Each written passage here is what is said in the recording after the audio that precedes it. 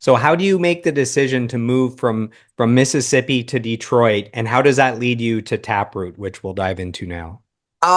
So I basically when I quit my band and I was like, all right, where am I figuring out to go? Because I was looking at a couple different places. I could have gone to Vegas, I could have gone to LA, I could have gone to Nashville. But then in 2017, I had been invited up to Detroit to come hang out with Dave Coughlin, which, as you know, is the drummer for the first Riding with Killers record. And when I hung out with him and his wife, Melissa, which I'm actually painting their house right now. That's where I got back from late today. When they invited me up, that was the coolest weekend I think I had ever had. I stayed at their house, and at the time they were off of Cherry Hill, and I mean their house now is fucking amazing, but like that house, like there was like 6 or 7 bedrooms. I got to meet all their friends. We had like the craziest party, and Taproot was doing, a Taproot weekend. And it was a chance for me to come hang out with the boys again and see everybody. And it was my first time going to the machine shop. And when I walked into that venue, it was like I walked into a fairy tale or a storybook, that I had been reading my entire life because I knew about the machine shop, even being, from Mississippi. And, the feeling that I got when I walked in there and I met Kevin and Maggie and Nick and and Butt Crack and John and just everybody up there. I like it felt like I had been there before. You know what I mean? Like it was like this weird sense of deja vu, and I was like, dude, this feels like home. And being in Dave and Melissa's home in Michigan, I was like, I feel comfortable here. I feel normal. I feel like a human. And that made a lasting impression. And then when I realized that I was going to be, you know, um, leaving my hometown, I called Dave and I was like, yo, bro, I'm going to come to Detroit and we're going to write a record. And he was like, all right, kid, whatever. And then I eventually showed up. I made a couple pit stops along the way. I made a random stop in Ohio that we don't need to talk about. We And never talk then about going to Ohio. fuck no. Ugh. And then I ended up in Fort Wayne, Indiana for about a year. I was working for Sweetwater. So I was working my way up there. And then I ended up getting a job offer to paint for a commercial painting company.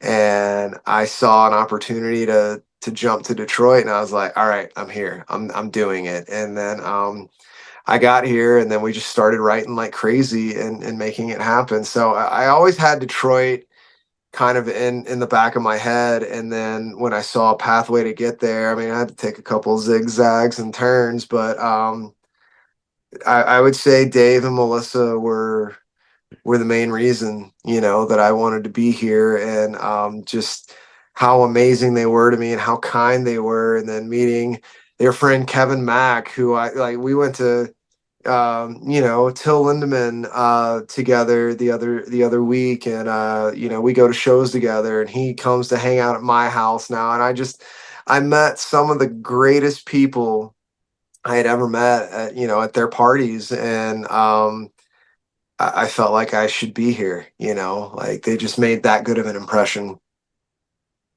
So I discovered Taproot back in 2002 with their massive hit single Poem. That's probably where most people Same. started with them. So Really? it's been a great experience for me to go through the entire discography to, I was familiar with a couple of their biggest albums, but not, there's 7 albums or more. I wasn't familiar with all of them. So it was awesome to really see the entire discography from where they started. There's some insanely heavy stuff, and then there's some more polished stuff, and then there's heavy again. There's a whole adventure to go on listening to their stuff. How did the opportunity present itself for you to actually become a member when you started as a fan? So, I mean, I would say the roots were started back in 2013. We played a club date with them in Mobile, Alabama at the Soul Kitchen, and I hung out with Phil for basically the whole night. And I was just like, oh my God, I'm hanging out with Phil from Taproot. This is great. But like another one of those, like, dude, we vibed, we connected. And then fast forward a few months later, we're doing CPR Fest and we got to open that. Taproot's there. I walk up to Phil and I'm like, and I tap him on the shoulder. I was like, hey man, do you remember me by chance? And he was like, yeah, Taylor from Catharsis. And my jaw went to the floor, through the decking, and hit the ground below. Cause I'm like, what do you mean Phil from Taproot remembers not only my name, but my stupid, weird, hard to pronounce band name? And I was just blown away by how good his memory, because he doesn't have to remember anybody if he doesn't want to. I mean, he's Phil from Taproot, and got to see Steve again and Mike. And I believe Nick, or no, Dave was playing for them. So that was the first time I actually met Dave. And just through talking with them, and I was like, dude, if you guys ever go out on the road, like you need support, like we'd love to come hang out with you, man. And he's like, yeah, I'll put you in touch with my manager. And I was like, what? And so I started talking to Eric Baker, and next thing you know, Eric picks up Catharsis, and we're on the 2013 winter tour. And I had a fucking ball with those. Honestly, I hung out with Taproot more than I hung out with my own band. But like we just all connected, and I know people have their reserves, and I guess you could say negative thoughts and stories about Mike, but like he was always nice to me. I never had a problem with the guy. Every single one of them were amazing to me. And then that's when I got to know Steve a little better and figured out that he's just this weird anomaly of a human being, but I really enjoyed being around him, and I could make him laugh every now and again, back in the day. And, it got to a point of where after that tour, um, I stayed in touch, like Steve wouldn't really, Steve's kind of an introvert, man. Like he doesn't really talk to a lot of people. I'd say he's more active now than he has been in the last, 10, 15 years or so. But like every now and again, I would get a Merry Christmas or glad you're doing well, man, from Steve. But like Phil and I, you know, um, we would have 2 hour long phone calls to the point of where he would call me, I would call him, and we would talk about life. We would talk about food. We would talk about health, nutrition, ideologies, philosophies. Like we had really amazing in-depth conversations. And, while we were still on that tour, like Phil started teaching me Brazilian jiu-jitsu. And like I could tell that he took an interest in me as a person, and he became a mentor like figure to me. And then of course, Dave and I um played Call of Duty, stayed in touch, would goof around. And when he and Mel would fly down, to go hang out at the casinos in my hometown, because we've got MGM and all that, I would always make sure that if Dave and Mel came to town, I would go meet them either at the airport or the casino. We would have dinner. I would bring them weed, and we would always hang out. And, Mike and I would have phone calls. I helped him sell a couple of guitars because I'm a gear whore. I buy and sell and flip all the time. I worked at music stores, so I maintained a good relationship with them after that tour. And another fun fact, I was actually supposed to join Taproot 10 years ago. Like and all the love to Dave Lizio, but Dave was here. Dave was up in this area. I was still in Mississippi, so it was going to be a logistical nightmare for me to be the guitar player of Taproot. But Phil had brought it up way back in the day, and they had been talking about me, but it didn't happen. So I was like, oh man, like that's kind of cool that they wanted me in the band, but it didn't happen. So whatever. And then fast forward when I moved to Detroit, and Dave and I start creating what would become Full Circle. Dave starts sending all the songs to Phil and Steve, and he was like, dude, listen to what this kid's doing. He's still active. And they started hearing all the songs, and they asked Dave, they're like, oh shit, this is really good. Where's he at? And he was like, he's in Detroit, bro. He moved up here. And you know, so Phil and I started talking a little more and more, and then randomly I get a message from Steve on Instagram, and he's like, "Yo, dude, would we're looking at maybe playing a show. Would you want to come jam?" And I texted Dave, and I was like, "Bro, Steve just mentioned me playing a show with them," and he's like, "Dude, that's special." He was like, "Steve doesn't talk to anybody." He was like, "That's really cool." He was like, "Keep it to yourself. Don't say anything." I was like, "All right, oh my God, that's amazing." And so, I start getting that, feeling in my chest, and like it's that takeoff feeling, and then one day, and I'd started my painting business, and one Can of the can you first, share the name of your painting business? Because it's yes, aptly titled. rock and roll painting, baby. Let's go. Yeah, Rock and beauty. roll painting. And I service all of Metro Detroit. And honestly, I go anywhere. If the money's right, I'll be there. And so the first realtor and property manager and his wife that like decided to come meet me on a property, bought me lunch, and sat down and broke bread with me, Matt and Sam Stillman. I still do work for them to this day. I absolutely love those two. They've got a new, I mean, she's a year old now, but that's still new. They've got a baby girl named Isla. They are the epitome of what a hardworking, beautiful family can look like. Like I love those people so much. I cannot stress that enough. And they had invited Macy and I to go eat with them, and we're sitting around the table, and I get a call from Phil, and I was like, "Oh, hold on 1 second," and because like when anytime Phil will call me, I'd like, "Oh my God, I can't wait to talk to Phil," and he's like, "Hey, dude, we got Blue Ridge Rock Festival. Um, do you want to play guitar for Taproot? We want you." And I just like tears start streaming down my face because I've been waiting on this for 10 years. And it's a big festival, right? Right. Not anymore. It was. Fuck you, Jonathan Sly. You. Um, but so immediately everyone at the dinner table is like, did someone die? And I was like, everything's wonderful, like his tears are streaming down my face, and I get off the phone and they're like, what's up, man? What was that? And I was like, I just got asked to join one of my childhood bands that made me give a fuck about guitar. And it was the coolest thing in the world. Like I remember talking to Phil after that. He's like, I know this isn't as cool as Metallica hiring, Rob Trujillo. And I was like, but it is, bro.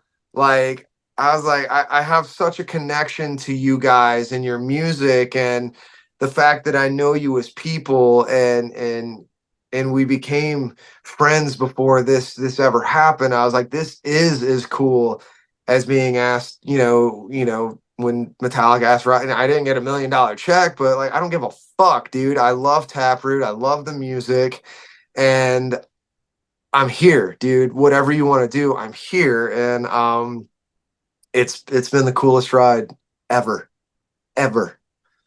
The amount of epic guitar riffs across the Taproot discography is absolutely staggering.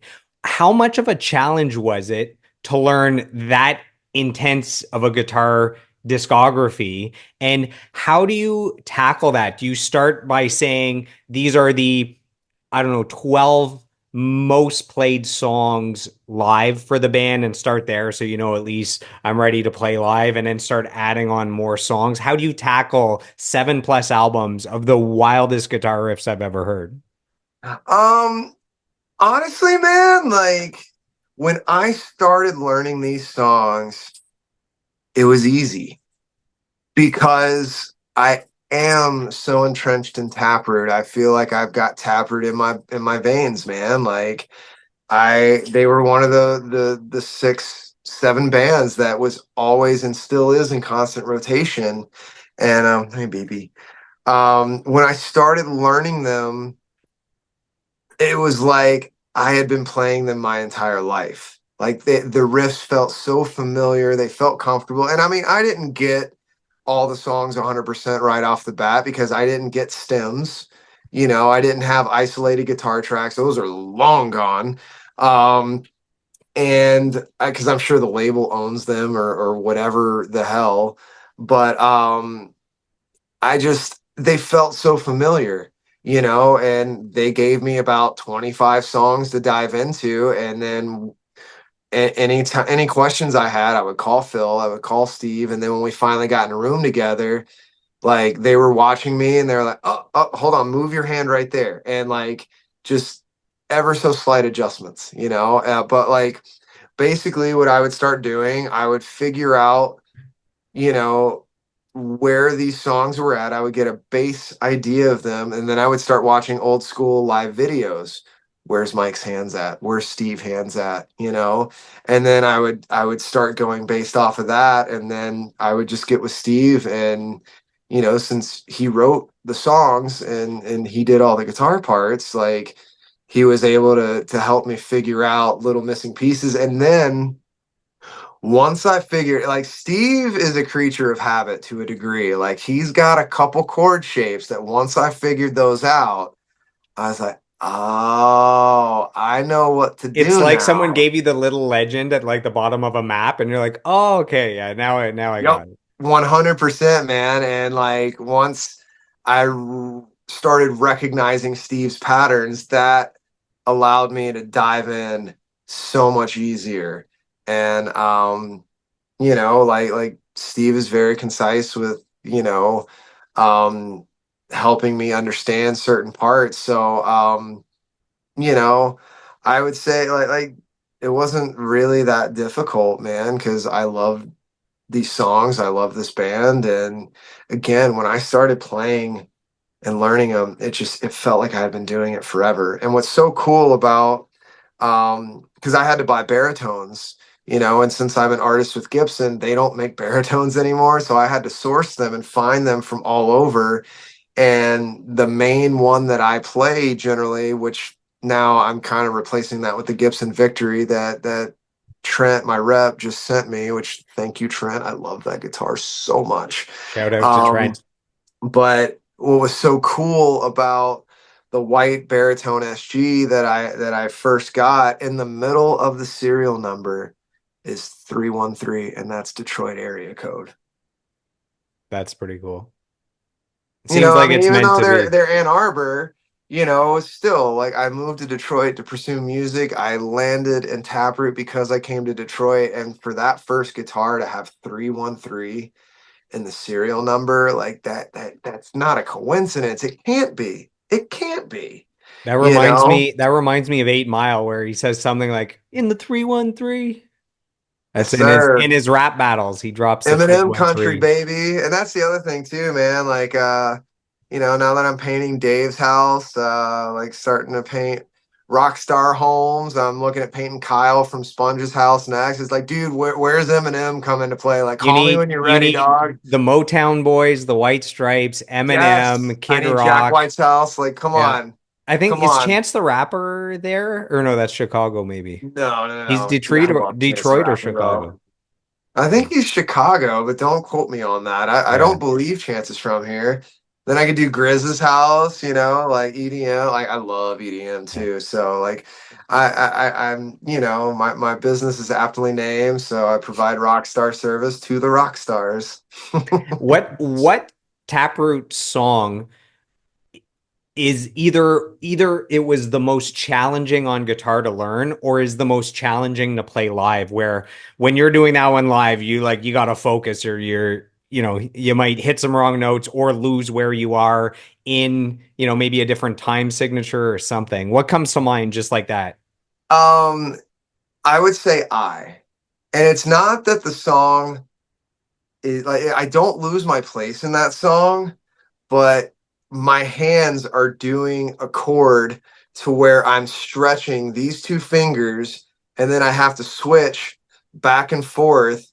But like to hold that chord out, do do do do do do do do do do do do do ba-da-na, da-na. But like I'm holding my hand out like this on a baritone scale length for about 30, 40 seconds at a time.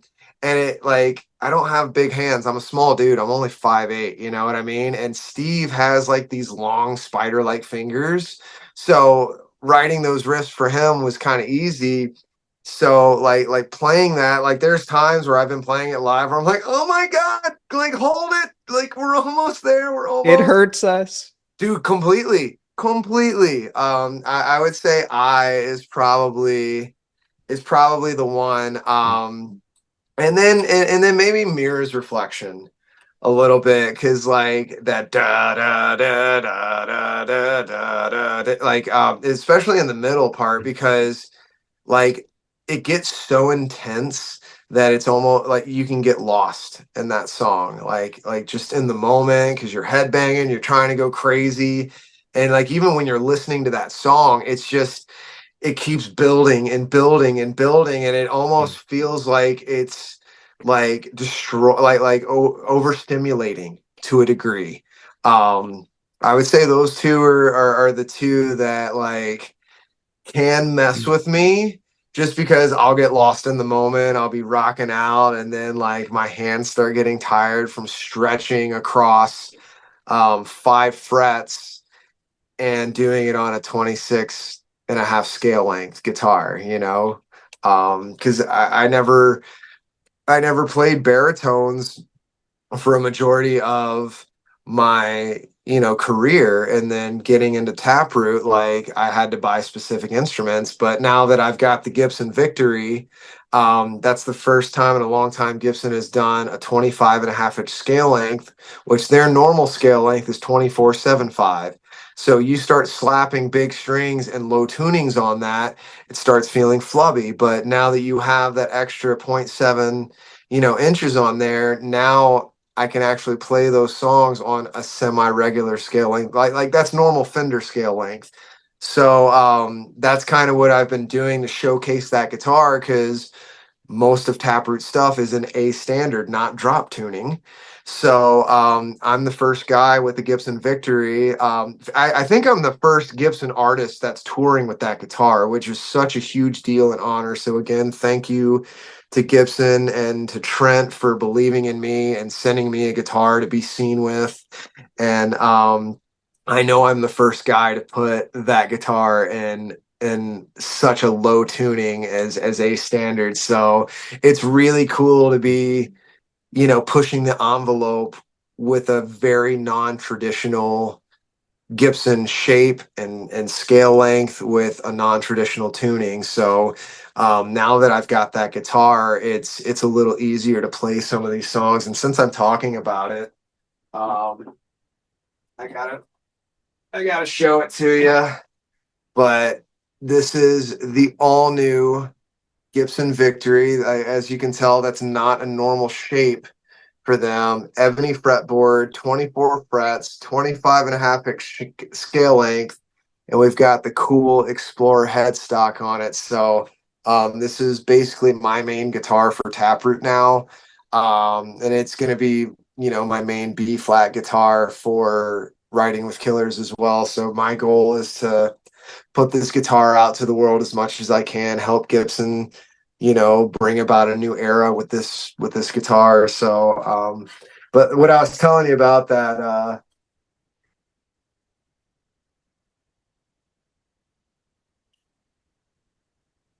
but like holding that and then switching back and forth on an even longer scale length. So it's more like I'm doing this, for that scale, that baritone. So having it on this just gives my hands a little bit of a relief. But yeah, I is one that messes with me for sure. So Not because for it's complicated, but the stretching. So for those that were just listening and not watching, that little thing of silence was Taylor showing where how stretched out his fingers were. And it's cool that you mentioned Mirror's Reflection for one of the most difficult songs because I have some notes. So I have a note that says the Gift album is shockingly heavy, and then my note is Totally. Mirror's Reflection has tempo and time signature changes. Difficult to play? Question mark. So it's like the one song where I'm like, this sounds like it's not easy to play at all. So that's cool. Yeah, like I said, it's that overstimulating part. Oh, baby, I know. I'll take you out in a minute. We're almost done. So Hold on one I have a second. yeah, let him out or let her out, and then I have a question for you here. So hopefully I'm not saying this name wrong, but the question is from Spivvy. Hopefully it's not Spivey. Spivey. Okay, of course there's two ways to say it, and I say it wrong. So Spivey's question is, if you could play guitar with any other guitar player, who would it be and why? And then if you needed a bodyguard, which Spivey would it be? And then he puts a cool dude shades emoji and then a question face emoji. Definitely current Spivey because that guy is a total fucking unit, and I love him to death, man. So this is how cool this dude is. He's obviously a Taproot fan, but he and I got to form a cool relationship, and he knows that I'm a big World War II buff. Like that's one of my favorite periods of history. But he just did a ruck, an 80-mile ruck for the 80th anniversary of the D-Day landings. He actually brought me soil back from Normandy, from Omaha Beach, and I thought that was a really thoughtful, incredible gift. He and I just went to Breaking Benjamin and staying together. He's definitely one of my favorite people that I've met. Just a really great guy. So current Spivey as my bodyguard. And I'd love to play guitar with Jerry Cantrell.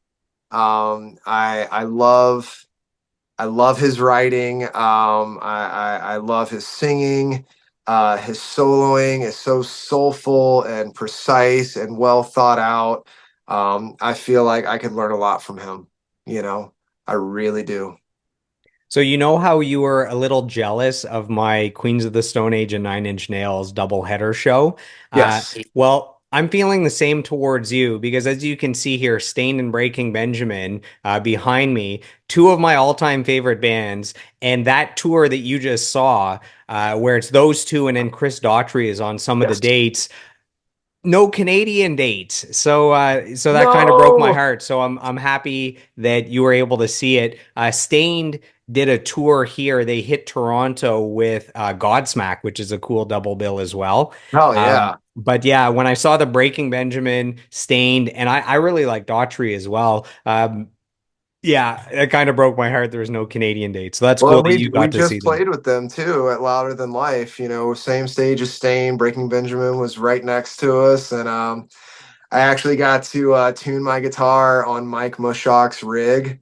Right as we were about to go on stage, his tech let me use their box, and I got to look at all of his gear and check his guitars out. So, really cool that I'm starting to get to share the stage with a lot of these bands that I heavily listened to growing up and still do, you know?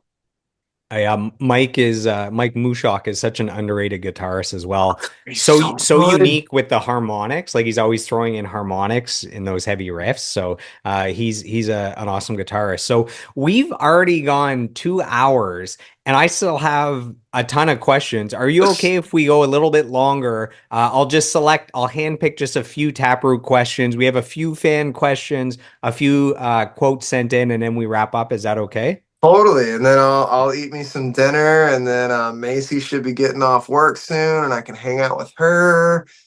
We've been back and forth. Like I've been working daytimes this week, and she works at the Fillmore in downtown Detroit. So I get home, she's not here. I wake up early, leave. So, yeah, totally fine.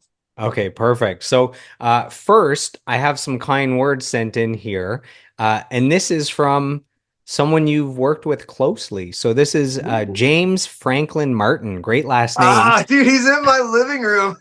Oh, that's too funny. So, I infiltrated the camp right down to your living room here. So, James, who's a tech and stage manager with POD, Saving Abel, Taproot, Riding with Killers, James says, "Love me some Taylor Roberts, one of the best to tech for." So that's from James. Again, short and sweet. Dude, I love James. He's such a badass too, man. Like he continues to show me the ropes. Like, great example when we were doing Louder Than Life. I didn't know what egress was, and he explained because we were about to leave, and they're like, "You can't leave the venue."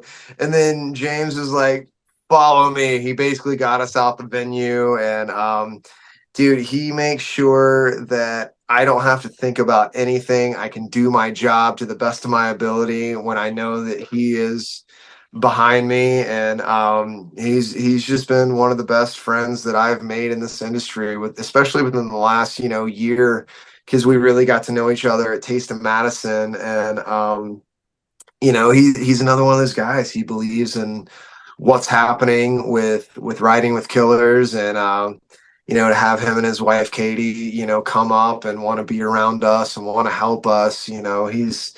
He's awesome, man. I don't know anyone that would ever have a bad word to say about that dude, because he brings the best vibes. He works his ass off, and he knows what he's doing, man. He's a true professional. So you've mentioned Jerry Cantrell and Alice in Chains a few times during the interview. I wanted to ask this because Taproot has such a unique sound, and there's a lot of different elements that lead to the overall band sound, which is super, super unique. And one of the things is you know Steve's voice that is unique between the way he sings and screams and melodic and heavy and all these things. So my question, and I've always wanted to know this, is how much influence is there from Alice in Chains in the Taproot sound? Because Alice in Chains has this super unique harmonies that they do. They do very different harmonies than most people. It's not your typical like pop harmonies. Um, and I hear those Alice in Chains unique harmonies in a lot of the choices that Taproot has made for their harmonies. So is there a connection in the Taproot sound and the Alice in Chains sound, or am I hearing something that's not there? Oh, you're on track, man. I mean, dude, Lane was supposed to guest vocal on a Taproot tune Wow. way back in the day. Like if you listen to Spacey, which is on the Besides record that they put out, like Lane was supposed to be on that song. But I mean, dude, we're all huge Alice in Chains fans, and I mean, vocally, hell yeah, dude. There's definitely influence from that band riddled all throughout the discography. So you're on track with that, man, for sure. I'm crazy, but not about that one point. So we have some more kind words sent in. This is from Chris Laurie, the guitarist for the gold-selling band Tantric. So I got some cool people here Oh wow. that are showing some love. So Chris from Tantric says, although I have yet to meet Taylor in person, I've recently connected with him on the socials. Recently saw the moves he's been making, from the new Gibson Victory that rolled through his front door to his energy lighting up the stage at Louder Than Life. All I can say is it's truly inspiring, especially when you see how much he cares about the performance just as much as the playing. Hope to run into you one of these days. So that's Chris from Tantric. Chris, thanks so much, bro. That's awesome. I didn't expect to hear something like that, man. It's awesome to know that guys like that are seeing me and paying attention. And I can't wait to have a hangout with you, man. Hopefully we'll play some shows together. And it's just wild, like to start thinking that these people are becoming my peers. And I'm very grateful to be where I'm at, and that just means the world, man. So thank you so much, Chris. Hope to see you soon, dude. So we have what I believe to be the final fan question sent in. This is from Doug McTaggart, aka Flint Santa Yeah, 810 on Instagram. Blitz. So Oh my I God. had to mention the Instagram handle because it's so good. Flint Santa 810. Go give him a follow. He deserves it for having a tag Oh, like that. dude. So Doug asks, if you could take one fan on the road, would it be me? Hell yeah, dude. Doug is the coolest motherfucker. He's a legend, dude. The machine shop is world famous. It's world known. They've created a lore. Like I said, it was like, and if you've never been, you need to go. It's like walking into a storybook, into a fantasy world. And um he is one of those staple characters of that venue. That guy goes to shows all the time. He's the sweetest dude you'll ever meet, and he's happy, man. He's one of those people that anytime I'm on stage there and I get to see him from the stage, like I'm like, oh, it's time to go harder. It's time to go even heavier. Like he gives me life. He gives everyone around him life, man. He is one of the sweetest people you will ever run into. So yes, I would absolutely take Flint Santa on the road because it would be a party every day.